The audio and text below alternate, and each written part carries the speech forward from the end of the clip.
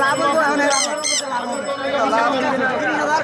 এখন দিয়েও দেয় কানা কোনো যাই হোক খুচরা মাল 20,000 টাকা বাচ্চা যদি দেখতে পারে যদি সুস্থ থাকে তাহলে দাম উঠে যাবে।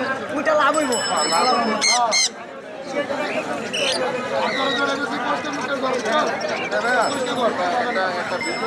মেকাও আছে টেপ মেকাও আছে